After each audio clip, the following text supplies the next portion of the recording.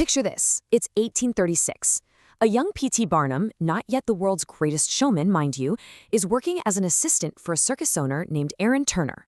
They're in Annapolis, Maryland, and it's almost opening day. So, Barnum, all dressed up in his best black suit, decides to take a walk through the city.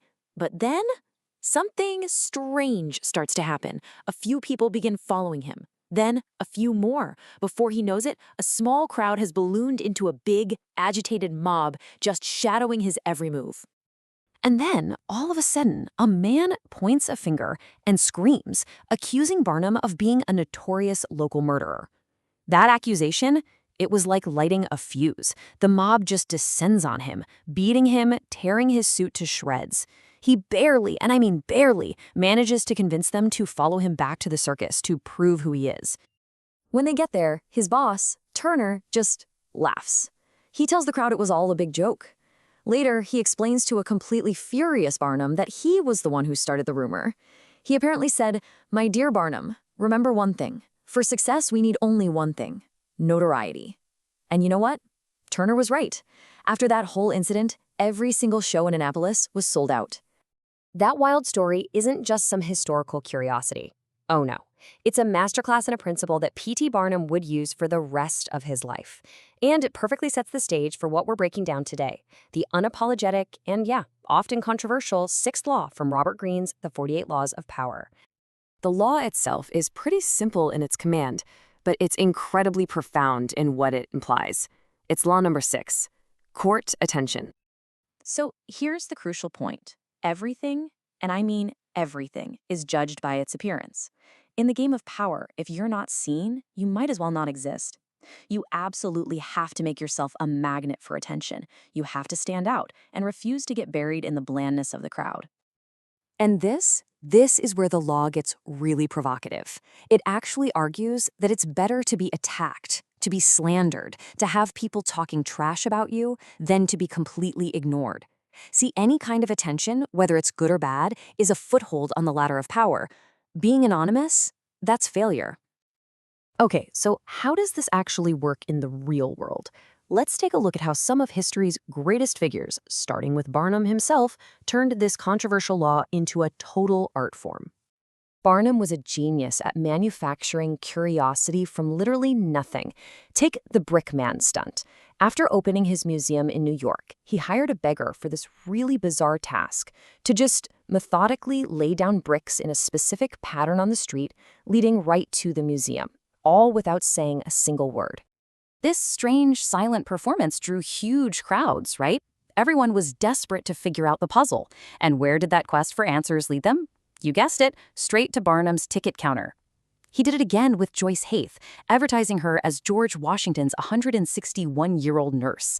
Then, in a stroke of absolute genius, he secretly wrote letters to newspapers debunking his own claim, saying she was just a clever robot. This brought in the believers and the skeptics, basically doubling his audience. But hey, getting attention isn't always about loud, strange stunts. It can also be done through mystery and allure.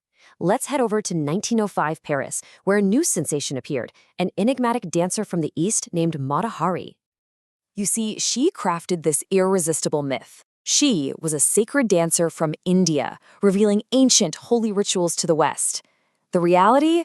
Her name was Margarita Zell, a Dutch woman who had spent a little time in Java. She was smart. She knew her beauty alone wasn't going to be enough to conquer Paris.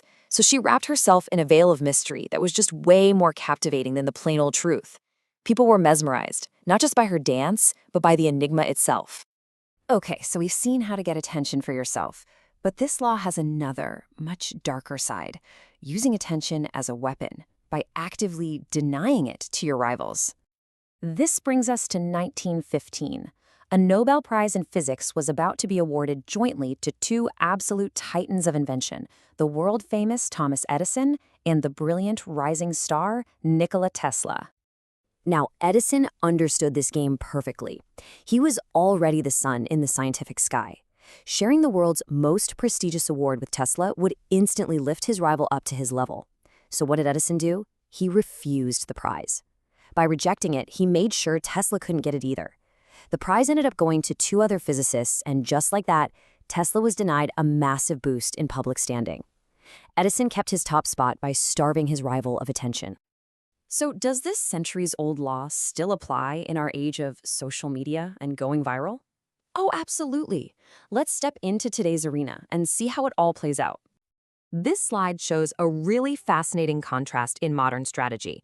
On one side, you've got figures like Puneet Superstar, who use extreme, shocking behavior for quick viral attention. And it works for a moment, but it's often fleeting and can really damage their reputation. On the other hand, think about the gamer's Scout OP. When he was an unknown player, he took a different route. He strategically targeted a top figure at the time, Dynamo Gaming. He kicked up a massive controversy and got the attention he was craving. But here's the crucial difference. Scout had the world-class skill to actually back it up. He pushed through that initial storm of criticism and brilliantly converted all that negative attention into a huge, loyal fanbase. He had substance behind the spectacle.